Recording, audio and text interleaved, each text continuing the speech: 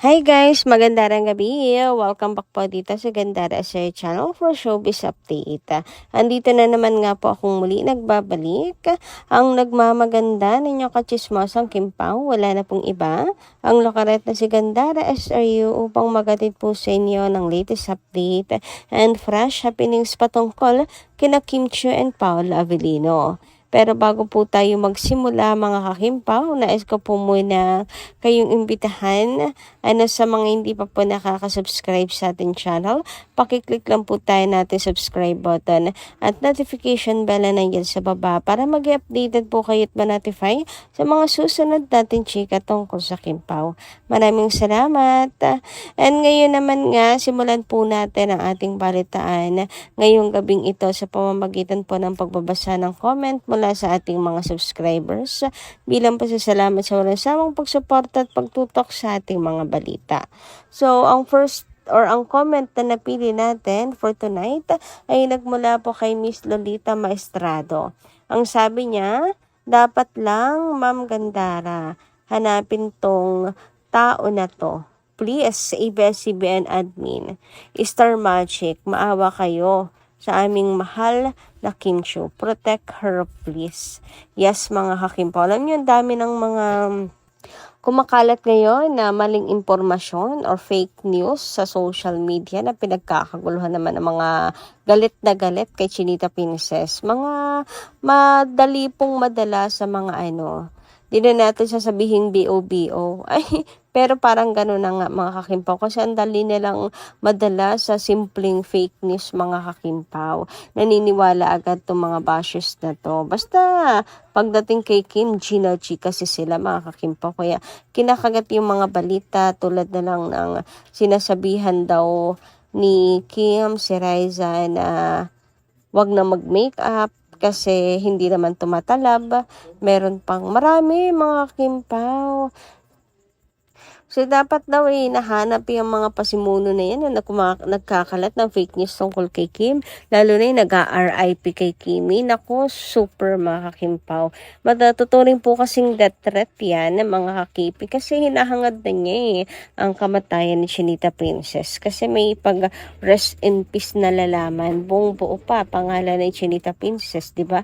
So, dapat talagang hinahanap yan mga kakimpaw. Lalo pat araw-araw naman pong present yan sa live. Alam niyo, nakakatamad manood sa online live kapag ganun yung comment na mababasa mo. Sa halip na maging good vibes, maging masaya ka, habang nanonood ay hindi. Mai-stress ka sa mga ganong comment. Anyway, thank you so much po sa pagkokomento, Miss Lolita Maestrado, at magandang gabi po ulit sa inyo. Ngayon naman, dumako po tayo sa mga balita na nasagap natin para sa gabing ito at unahin na po natin pag-usapan ng isang post sa Blue App na nadaanan nga po natin mga kakimpaw. Ang sabi dito, si Kim Chiu daw po ang isa sa mga artistang may pinakamaraming loyal fans. So, makikita nyo dito sa picture sa baba ang mga LED lights mula po sa Kim Chiu Global na naglalakihan mga kakimpaw na may pangalan po ni Chinita Princess and Kim Chiu. Ayan, mula rin po sa mga Kimpaw fans. Totoo naman na marami po talaga nagmamahal sa kanya. Agree din po ba kayo doon? So, sabi dito ni Showbiz Buzz, labas mga loyal fans ni Kim Chiu.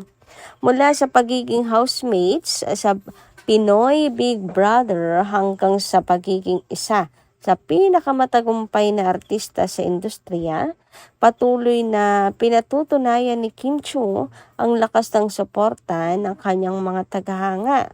Hanggang ngayon nananatili siyang isa sa mga artistang may pinakamaraming loyal fans na walang sawang sumusuporta sa bawat proyekto at tagumpay ng kanyang tinatahak. So, speaking of loyal fans, nabanggit dito yung mula po sa Pinoy Big Brother, mga kakimpaw, no? So, mga kwarentahin, and seniors na po, mga sumusubaybay kay Kim mula noon hanggang ngayon. Marami talaga si Kim pong mga supporters na hindi po siya binitawan since day one. So, Meron pong ilang fans si Kim na nadagdag, loyal din naman po sa kanya. Pero iba pa rin yung kasama ni Kim mula po umpisa, 'di ba mga kakimpaw? Pero ayun nga, ang importante may nadagdag mga kakimpaw. Ibig sabihin, talagang iba yung charm ng isang Chinita Princess. Meron man pong mga bagong henerasyon, 'di ba? Millennials, Gen Z. Ngayon naman, ano bang generation ngayon? Parang beta ba mga kakimpaw? Gen Beta? Padagdag ng padagdag, nagkakaroon po siya bawat henerasyon na bagong fans. Ibig sabihin talagang si Kim may pangmasang tunay. There's something in her, meron talaga siyang charm, mga kakimpaw, no? At saka yung ugali din kasi talaga ni Kim ang isa po sa big reasons kung bakit marami pong nagmamahal, nagsusuporta at nakikita po yon ng mga tao po sa kanya. So, meron man pong mga, negative or toxic na netizens, pero hindi po mawawala yung katotohanan, hindi na mabubura ang katotohanan na isa si Kim sa may pinakamaraming loyal fans talaga. Kita nyo naman, every time na mayroon pong mga botohan, ako, siguraduhin yung wag yung isasali si Kim Chiu dahil si Kim na lang ng si Kim. Wala na silang ibang maririnig, kundi si Kim ng si Kim po ang panalo. Papakyawin ni Kimi po yan, mga kakimpawa. And kita niyo rin yung mga supports sa bawat projects niya mula noon magpahanggang ngayon. Hindi lang sa kita mga kakimpaw, yung effort ng mga fans, gumagastos, nagpo-promote, nagpapadala ng ganito, ng ganyan, ng mga cakes pag birthday, nagpapadala ng gifts, pag may event. Pag may event po ang Kimpaw, naku, asahan po ninyo. Uuwi po sila ng may santambak na regalo, mga kakimpaw, mula sa kanilang mga fans. Meron pong mga pa-food, pag may taping or sa set, mga kakimpaw, diba? Iba rin Hindi lang po sa hindi lang po sa kita, mga kakimpaw, or sumusulpot lang kapag ka-showing na ang palabas, kundi mula taping pa lang talagang andun na ang suporta ng mga tagahanga niya. Grabe, kita nyo kapag ganyan, katulad yan sa ASAP Australia, siguraduhin nyo na naglalakihan na naman pong LED lights ni Kim and ni Paula Avellino at the same time. Samantala, dumako naman po tayo dito sa post ni Paula Avellino sa kanyang social media account. Kahapon po ata ito, mga kakipi. Hindi ko kasi na-update agad pero na-screenshot na po agad natin yan 1 hour ago mula ng pag-post ni Paula Avellino. So, sabi nga niya dito, saan ba nakakabili ng murang M2 SSD ngayon? And grabe nilaro po ng mga fans ang comment section, mga kakimpaw. Pinagkaguluhan ng mga Kimpaw Lanchas. Paano ba naman kasi, Pao? Bakit kasi sa amin ka magtatanong, hindi namin alam yung bagay na yan. Kaya yung iba, nilalaro na lang talaga, mga kakimpaw, yung kanilang mga sagot. And for sure si Pao, tawa po ng tawa, mga kakipi. Ang kukulit sabi nga nung iba, ang alam lang po nila ay CD, pagpapaburn ng CD. Yung iba naman sinasabi, C2 lang yung alam nila. Bilhin, kaya C3. Ay naku, nakakaloka, mga kakimpaw, matatawa rin po kayo kung gusto niyo mag-good vibes. Ay naku, punta po kayo sa comment section ni Paula Avellino. Samantala, for our main topic naman, mga kakimpaw, ito po ay pumapatungkol dito sa minsan nga pong sinabi ni Paula Avellino na definition po niya ng perfect partner, mga kakimpaw, na malamang kay Chinita Princess nga po niya nakita at saka si Kim ang dinedescribe niya.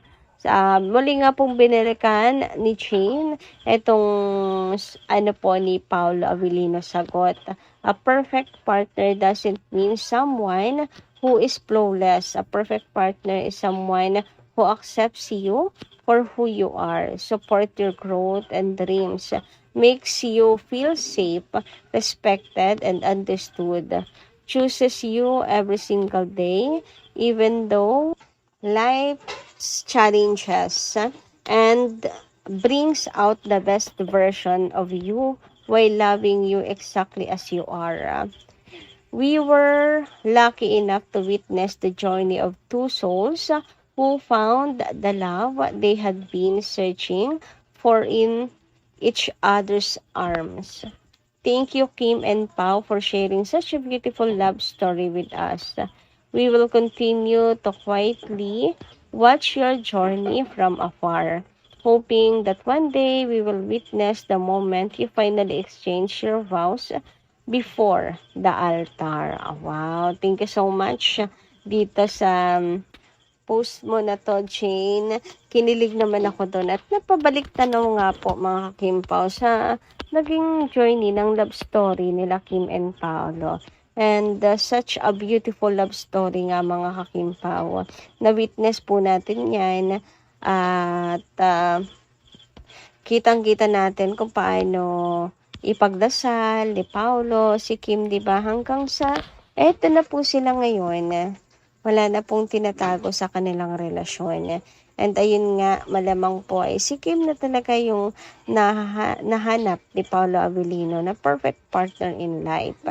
Samantala, dumako naman tayo dito sa post ni Carlos Miguel, mga Kim Pao. Another edit po niya, mga kakipi, ano? So, para po ito sa Seoul International Drama Awards 2026. So, makikita niyo po dito si Pao na nakatayo as he receives his international award, mga kakimpaw, while si Kim andun po sa kanyang gilid na pumapalakpak and super proud po sa kanya. Hopefully, mga kakimpaw, ganitong senaryo yung makita natin, no? Na nandun si Kimi, pumapalakpak sa kanya, mga kakimpaw. Kasama niya si Kim, nag-cheer sa kanya, na nasa tabi niya po, mga kakipi. Sana nga bitbitin ni Pao si Kim sa South Korea.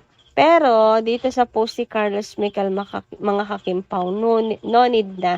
Kasi si Kim ay sumunod na kay Pao sa Korea. Ura-urada kahit wala pa, mga kakimpaw. So, sagot na ni Carlos Miguel ang atin pong delulo ngayon pa lang. Siyempre, kiniklaim na rin po natin pagkapanalo ni Pao, di ba? Claim it in Jesus' name.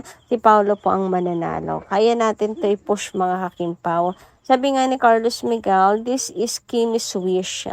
Makitang naglalakad si Pao sa red carpet sa Seoul International Drama Awards at makita si Pao na mag-Korean habang tinatanggap ang kanyang Outstanding Asian Star Award. Let's make Kim Chiu the happiest GF.